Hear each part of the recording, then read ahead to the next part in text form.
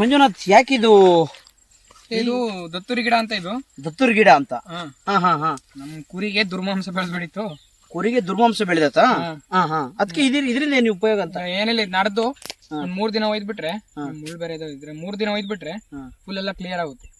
ಈ 3 ದಿನ ಅರ್ದ್ಬಿಟ್ಟು ಇದಾಕುರೆ full clear ಆಗುತ್ತೆ.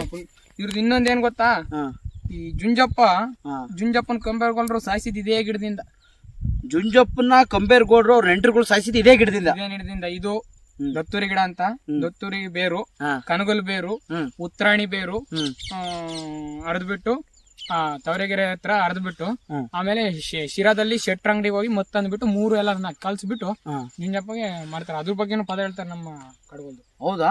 ಒಟ್ಟಾರೆ ಜುಂಜಪ್ಪಗೆ ಇದ್ರಿ ದತ್ತೂರಿ ಗಿಡ ಕೂಡ ಸಾಯಿಸೋದಕ್ಕೆ ಬಹಳ ಒಂದು ಕಾರಣ ಇದು. ಅದ್ರ ಬಗ್ಗೆ ಸುಳ್ಳು ಅದು. ಅದ್ರ ಬಗ್ಗೆ ಸಿಕ್ಕಾನೆ ಸ್ವಾರ್ಯಾಗೆ ಉಕ್ಕು ಉಕ್ಕಿ ಬೆಯ್ಯೋದು, ಸಿಕ್ಕಾದ ತುರಿ ಉರಿ ಮದ್ದು, ಸಿಕ್ಕಾನೆ ದತ್ತೂರಿ ಉರಿ ಮದ್ದು ಸಿನ್ನಮ್ಮನ ಪುತ್ರುಗಿ ಕೆವ್ರೋ ಆಗಿಯೋರು,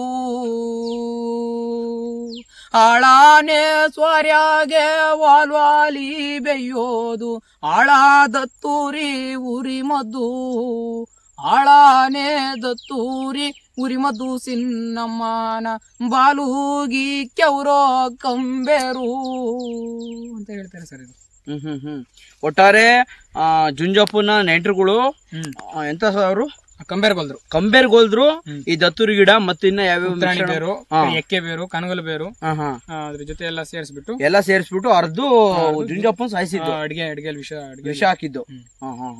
ಒಟ್ಟಾರೆ ದತ್ತೂರಿ ಗಿಡ ಇದೆ, ಇದರಿಂದಾನೇ ಜುಂಜಪ್ಪ ಸಾಯಿಸಿ. ಇದರಿಂದ ಇದು ಒಂದು ಕಾರಣ.